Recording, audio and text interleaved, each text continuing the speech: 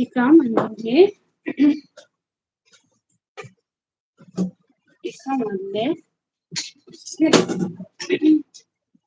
ያን ድካም መስለስን ድካማችን የሚያስረሳን ነገር አለ አይደል?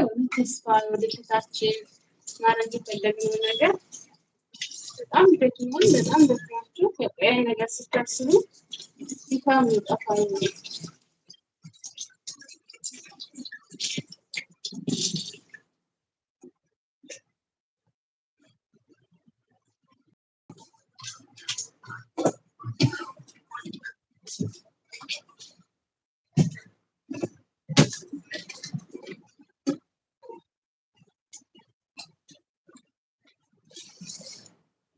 እና አብሽሩ ህይወት ያብሽር አይዞሽ ፈጣሪ ሰላም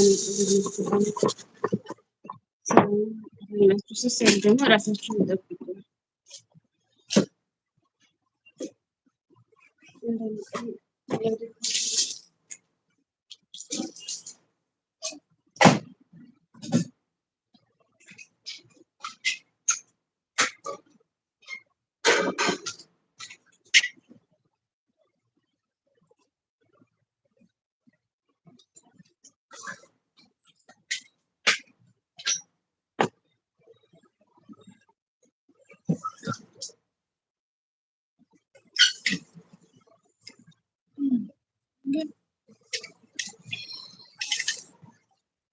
ይሄን ቤተሰብ እንኳን ደህና መጣችሁ። ላይክ ሰብስክራይብ ያደረጋችሁ ቤተሰብ ተጫወቱ።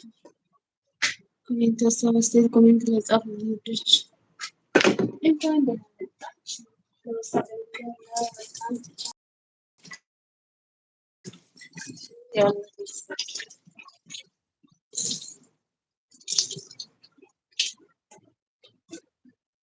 ህይወቴ ማለቴ ምን ያክል በመሰለሽ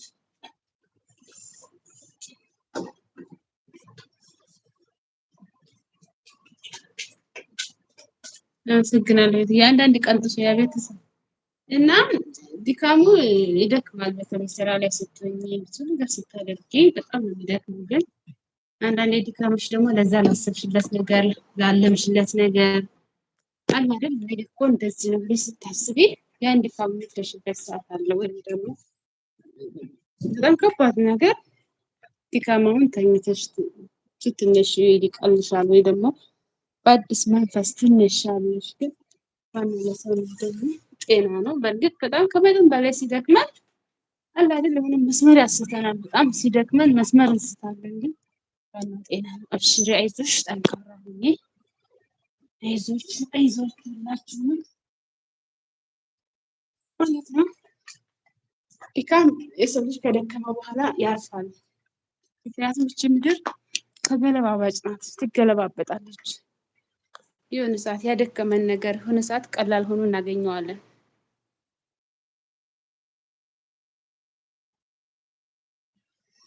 ጥያቄ እኮ ተሳታወጪ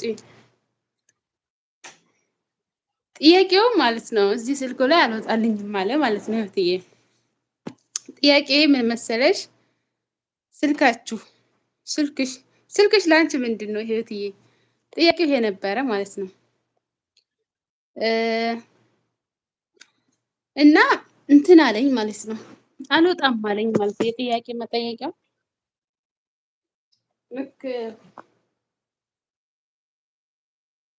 መጀመሪያ ላይ እንደማደርገው አይደለም አልመጣልኝም ማለት ነው።